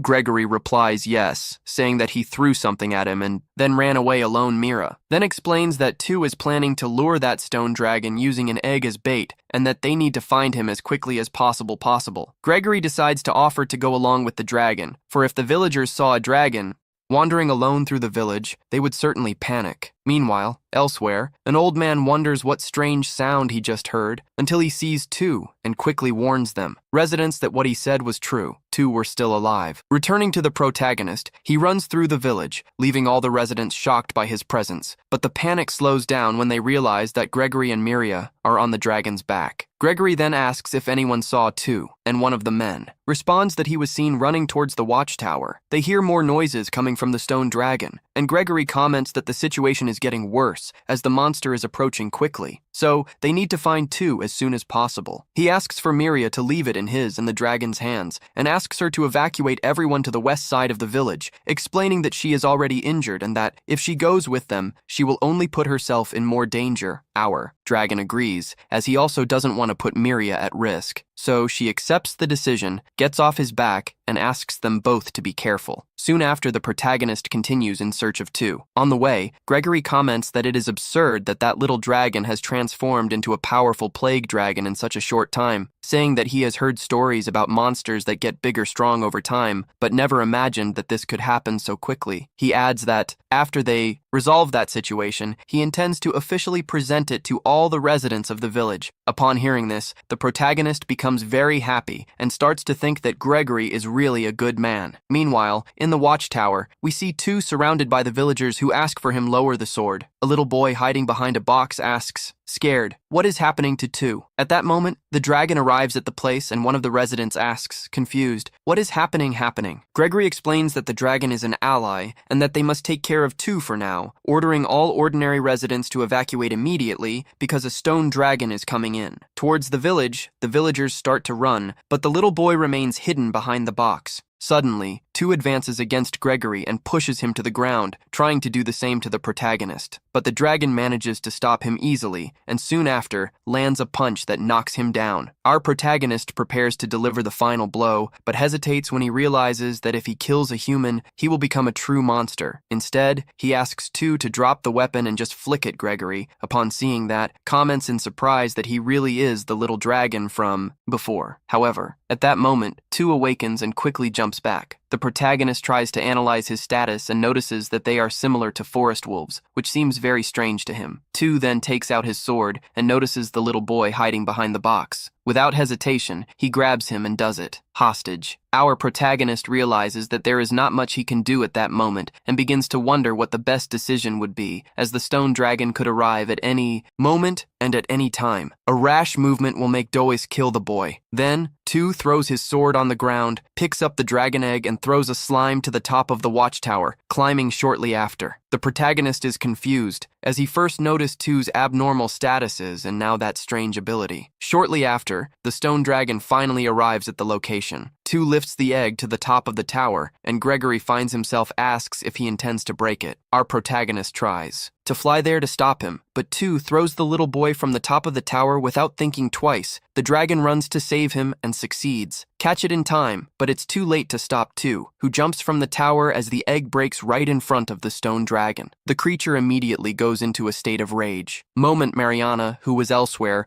wonders what that sound was and decides to return to the village. Upon arrival, she finds Miria and is relieved to see that she is safe. Mariana asks what is happening, and Miria explains that Two attracted a stone dragon there. Soon after, Two starts to move strangely, but ends up being brutally trampled by the stone dragon enraged. Meanwhile, our protagonist realizes that the little boy is fine. Gregory runs to them, and the dragon hands the boy to him, asking them to leave immediately. Gregory asks what he intends to do, and the dragon responds that he will fight the stone dragon. When observing the creature's statistics, our protagonist notices something alarming. The stone dragon is much stronger than the creature, what he imagined. And even though he realizes that the enemy is extremely powerful, he thinks that at least he can buy time so that everyone can escape safely. With this objective in mind, he advances against the stone dragon, taking advantage of the opening. He counterattacks with his dragon punch, but to his surprise, the blow causes absolutely no damage. Without giving up, he tries to use the skill Baby's Breath, but the result is the same, no effect on the enemy. Determined to try again, he uses Meteorite, but again the attack fails to hurt the stone dragon. Before he can react, the creature counterattacks with full force and hits him, causing our protagonist to fall violently to the ground. Fallen, he begins to wonder if this means the end for him. However, at that exact moment, an arrow hits the stone dragon. It was Gregory, who had returned accompanied by 2 more villagers to help in the fight. Gregory caught the stone dragon's attention, creating an opening for the protagonist, who quickly gets up and lands a strong kick on the creature's neck. Soon after, one of the villagers makes a precise shot and hits an arrow directly in the creature's neck. Eye of the Dragon. Our protagonist thinks that they have finally managed to do some damage to the enemy, and full of hope, opens his statistics list to check the results of the attacks. Looking at the dragon's life bar, he notices something frightening. Almost none of the creature's HP has been reduced. Without giving them time to reorganize themselves, the stone dragon uses the tremor skill. The impact is devastating, eliminating one of the villagers instantly and leaving the other two seriously injured. Then the creature strikes with its tail, hitting the protagonist and throwing him. Again against the ground, our little dragon realizes that at this rate, everyone will end up losing the battle, as the difference in power is simply too great. At this critical moment, a divine voice echoes in his mind, ordering him to flee immediately. Soon after, a notification appears indicating that the divine voice has evolved from level 3 to level 4, now allowing the use of a new function called Simplified Laplace Simulator. Confused, our protagonist begins to wonder what exactly the divine voice is trying to tell him. The voice responds that he will not run away, no matter how much she insists, and says that he was an exception to the rule in many ways, but that it is unfortunate that it is precisely there that they need to part. Angry, the protagonist asks if it evolved just to say that load of nonsense. The voice replies that it never got tired of watching him, and asks him to rest in peace. Confused and irritated at the same time, the little dragon asks who the divine voice really is, but receives the answer that no explanations will be provided on level 4. Realizing that the situation is desperate, he decides to resort to his last feature, evolution. Remember, there are 4 different evolutions you can choose from, and start asking yourself which one would give you the greatest chance of beating the Earth Dragon. It breaks down each of the 4 possible evolutions, thinking about the benefits and abilities that each form could grant, while trying to decide which one would be most likely to lead him to victory. A severe headache arises. Suddenly, he notices that all of his MP appears to have been drained. The divine voice then informs him that he has been given the title of Laplace Authority Interference, and begins to present predictions about each of the evolutions. She explains that if she evolves into a light dragon, she will only have a 4% chance of winning the battle, and less than a 1% chance of saving all of her allies. Then, it says that if it evolves into Drago Man, there is a 91% chance that the battle will end in a draw, but also a 94% chance that the entire village will be completely destroyed. If you choose to evolve into a rolling dragon, your chances of victory will be less than 1%. However, there will be a 99% chance of being able to escape the battle. Our protagonist falls to the ground completely exhausted and begins to wonder why the divine voice is giving so many predictions. Angry, he calls the voice stupid. At that moment, an intense light begins to emanate from his body. Returning to the adventurers, Yuno hears a very loud noise coming from the village, and Hamult asks everyone to hurry up when they return to the village. Marielle comments that the stone dragon is going crazy and asks if everyone has already been evacuated. Emilia replies that not yet. Marielle then asks about Gregory, and a villager explains that he and the others said they would try to stop the stone dragon. Arielle decides to go there to support Gregory and asks Miria to take care of the villagers, but Miria refuses, stating that she will go with her. Meanwhile, returning to Eleusia, the adventurers wonder what to do. He thinks about evolving into a bow dragon to heal Gregory, but he remembers the voice saying that the chance of winning is only 4%, and that the chance of saving his allies is lower than 1%. Even so, he jumps into the air, uses his ability to roll, and attacks the Earth Dragon, immediately going to check if Gregory is okay. Eleusia asks Gregory to wait a little, saying that it will evolve and then heal him. However, at that moment, Gregory holds his hand and asks him not to worry about him. Gregory then asks what reason Eleusia would have to help the humans, since he can't think of any. Still, there is one thing he is sure of. The dragon is not using its true power. Gregory asks the dragon to feed on him, explaining that he is a plague dragon and will get stronger if he eats people. Our dragon responds that he doesn't eat people, and that the only way for him to get stronger is through evolution.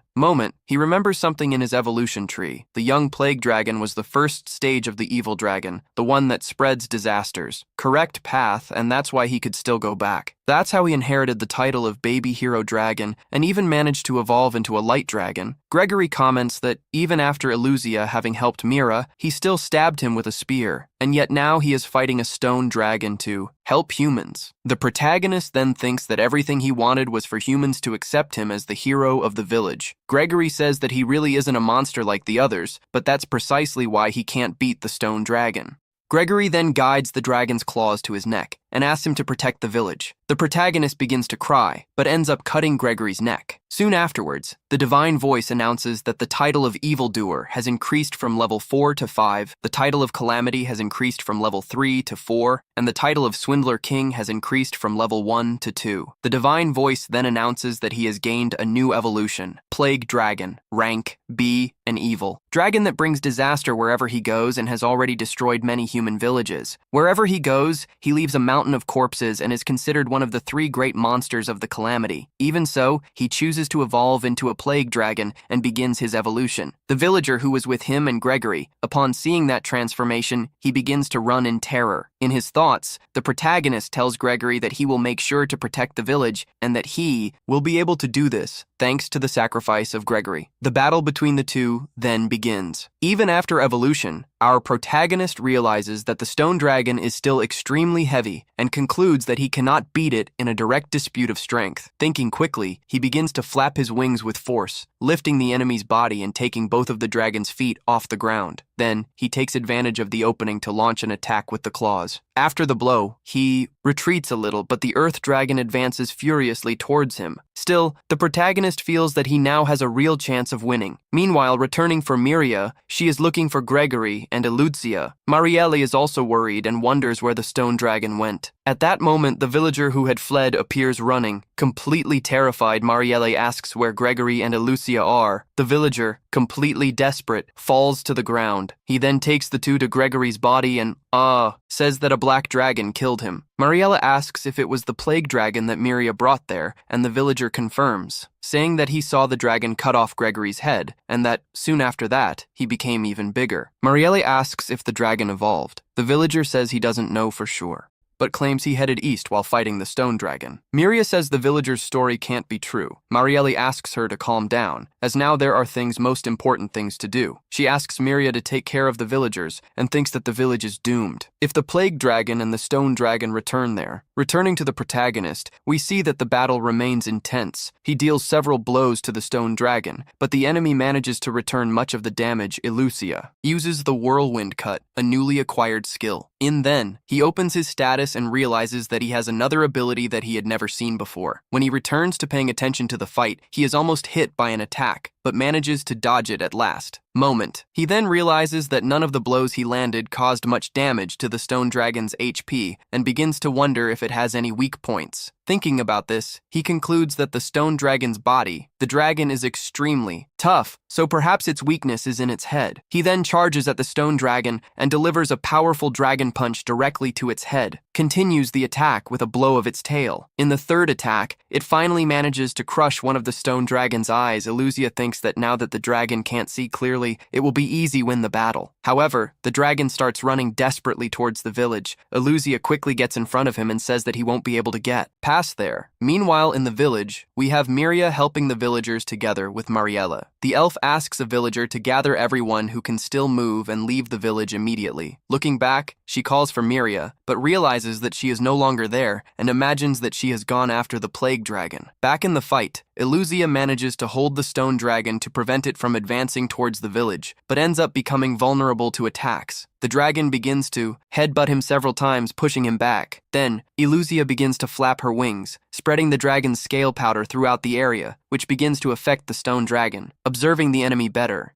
he notices that the dragon's neck appears thinner than the rest of the body and concludes that that must be its weak point. He then begins to deliver several concentrated blows to the dragon's neck and activates the neck breaker ability. Finally, the attack works, and he manages to defeat the stone dragon, which falls heavily to the ground. The divine voice announces that he has received 384 experience points, and which, thanks to the title of Baby Gold, received Outbolt. Double with this, the plague dragon rises from level 1 to level 19. Sometime later, Miria arrives at Eluzia and calls out to him. She asks if he still recognizes her and says that he defeated the stone dragon. Finally, she asks if he has evolved again, as he is now much bigger. The protagonist then remembers that killed Gregory and that turned into that monstrosity. At that moment, Marielle arrives and fires a blow of light at the dragon. Miria immediately puts herself in front and tells Marielle to stop. She explains that that is Illusia, the dragon she had spoken about before Marielle responds that Gregory was killed by that monster. Illusia turns to Illusia and asks if that is true. Even without receives an answer, she continues in front of him and says that there must be some mistake. However, at that moment, the dragon scale powder begins to affect Miria, and Lucia then realizes that she has transformed into a true monstrosity, something that can no longer remain close to humans. Then, it flies away, while Marielle uses healing magic on Miria. Soon after, our dragon stops near a lake and looks at his own reflection in the water. When he sees himself, he comments that it looks incredible, as if it were a tank. Then, he thinks that his entire body is rigid and wonders if he shouldn't have some kind of automatic recovery. At that moment, he notices a flower in front of him. When he takes a closer look and looks at his statistics, he sees that the name of that flower is Illusia, the reason why he received his name. He then remembers the guardian explaining that that flower only blooms in places where monsters live. For this reason, it is very difficult to harvest, being considered an excellent gift. Language of flowers, it symbolizes courage and bravery, representing the symbol of heroism.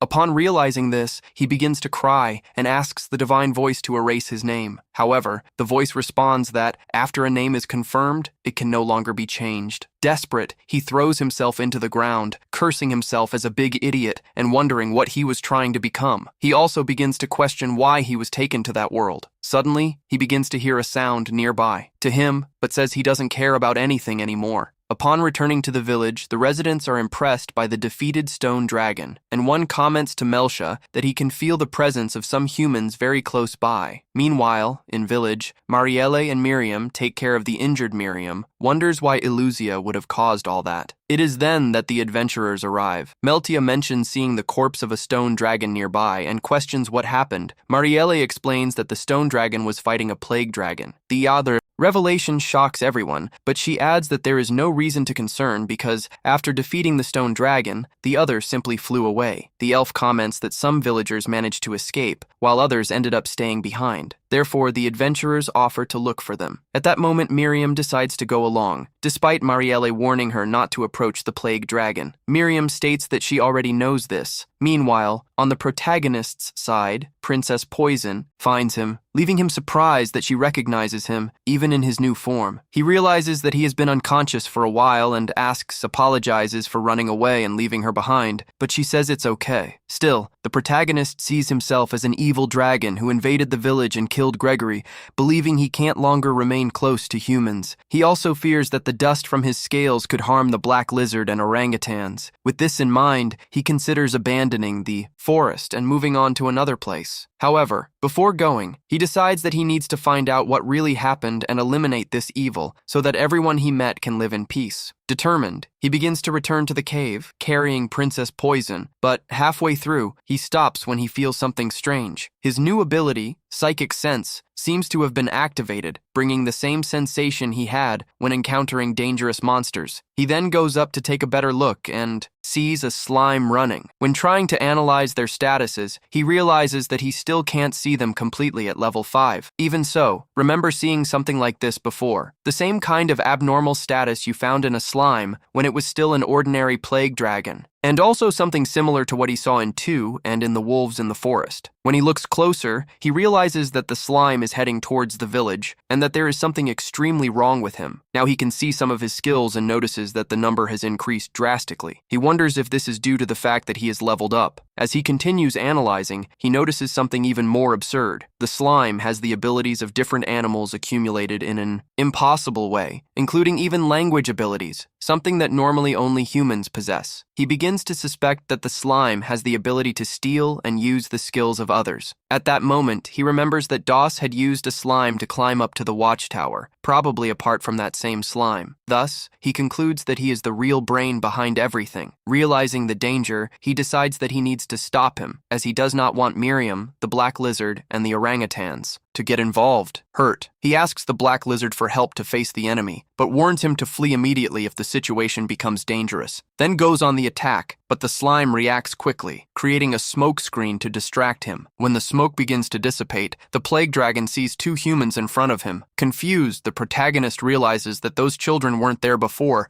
and he wonders where the slime went. Suddenly, he is attacked by the children themselves, but he manages to avoid it in time, and then he understands that it is still the slime, transforms again, and states that he remembers the plague dragon well, but in its previous form, before the evolution. The protagonist is confused, trying to understand what exactly that thing is. Suddenly, the slime opens its eyes on its back and realizes that the poison dragon is right behind it. The dragon tries to attack it, but it manages to dodge, even though it is grazed by a bullet. Even so, the slime regenerates almost instantly. Upon seeing that, the protagonist realizes that that recovery speed is completely abnormal and concludes that this must be the result of the countless abilities of regeneration that the slime stole in the face of this. He understands that he needs to defeat him with a single decisive blow. The slime, in turn, tries to communicate, as he can understand human language and asks them not to fight. The protagonist gets angry, remembering that he was the one who controlled Doe and caused the destruction of the village. Although the slime does not understand the dragon's speech, he realizes that the protagonist protected humans and assumes that he has some interest in them. Trying to guess, the slime transforms back into the two children and says cruelly that it was delicious to devour them, regretting only that their skills were weak. Observing the dragon's reaction, he realizes that perhaps it's not those two in particular, so he begins to take the form of several humans, asking if any of them are important Illusia. While witnessing that, he is shocked to imagine how many people have already been devoured. After testing several ways, the slime finally identifies someone who causes a more intense reaction in the dragon, concluding who found the right person. Then reveals that he manipulated that human into provoking the stone dragon and attacking the village, all so he could collect skills while remaining hidden. Then the slime makes a disturbing proposal. He asks if the dragon would also like to devour humans, if that would be the real reason he protects the village. He apologizes for having disturbed his dinner and explains that his only objective is to accumulate as many skills as possible. Finally, he invites the protagonist to join him and consume the remaining humans. Illusia realizes the slime's intention to attack the survivors and concludes that the time has come to teach him a lesson. Meanwhile, back in the village, the adventurers continue looking for the survivors. Miriam calls for Illusia, and Melty calls for asks if she found any villagers. However, she replies no, that she is looking for the plague dragon that protected the village. Returning to Illusia, he lets out a roar, making it clear that rejects the slime's proposal. In response, he immediately attacks with his scalding breath, evolution of the baby dragon's breath, and then uses the meteor skill, believing that everything was there, finished there. Princess Poison celebrates at his side, but when he turns to leave, the slime now reappears in the form of a spider. Meanwhile, in the village, the adventurers return with some survivors. Arielle thanks them for the help and tells Miriam that she already feels relieved just seeing her well, because I was afraid that she would run away to the forest again, especially since she still trusts the plague dragon. Miriam insists that everything is just a misunderstanding, stating that Illusia would never. It would be as violent as the villager described Marielle. However, she responds firmly, remembering that he killed Gregorio and tried to attack her. Still, Miriam says she needs to see him one more time to discover the truth. Marielle tries to make her give up, saying that it is impossible for humans and monsters to coexist, especially when it is one of the three creatures of the Great Calamity. At that moment, Melta intervenes, suggesting that they let Miriam go, since sooner or later, she would run away anyway. According to her, the best thing is to accompany her and guarantee her safety. Marielle hesitates, but ends up agreeing, as long as the adventurers go together and that Miriam doesn't do anything reckless. Back to the battle, Illusia uses her ability to analyze the enemy and confirms that, even in that form of spider, it's still the slime Princess Poison attacks, but despite causing damage, the enemy regenerates almost instantly. Illusia then realizes that regardless of the form, the ability to regeneration remains absurd. The slime starts to get angry, saying that the dragon is ruining his fun, and decides to fight seriously. The black lizard tries to hide in the forest to attack from surprise, but the slime detects it and hits it with a fire blow, surprising Illusia with its accuracy. The combat intensifies. The slime tries to attack, but the dragon dodges and advances, hitting it over and over again. When she gets close enough, Illusia uses her claws to split the slime's body in half, believing that if she tears it apart, she could kill him. The slime begs him to stop, but the dragon doesn't hesitate and cuts him again, convinced that he has finally won. However, soon after, the slime's parts begin to move and come together again. He returns to his previous form and mocks of the dragon, asking if he truly believed he could cut the main body. It would be enough to kill him. The two fight again, and the slime states that Illusia has no chance of beating him, even though he is constantly being torn apart. The slime simply rebuilds himself as if nothing had happened. Bored, he decides to end the fight once and for all, stating that he will kill the dragon and take all its abilities. At that moment, Princess Poison attacks again, taking the slime off guard. However, he reacts quickly, counterattacks, and raises his hand to finish it, but something makes him stop. His claw is poisoned. Illusia observes his status and realizes that the slime has been affected by the poison of the princess. Poison Slime himself finds it strange, as he should have resistance to the poison, concluding that her poison is extremely powerful. Illusia then shouts for her to run away immediately. She tries to escape, but the slime uses an ability to slow her down and then traps her with his tongue. Illusia moves forward to save her, but the enemy creates another smoke screen. When the smoke dissipates, the scene reveals Princess Poison trapped inside a kind of sphere, leaving the outcome open. If you've made it this far, comment slime.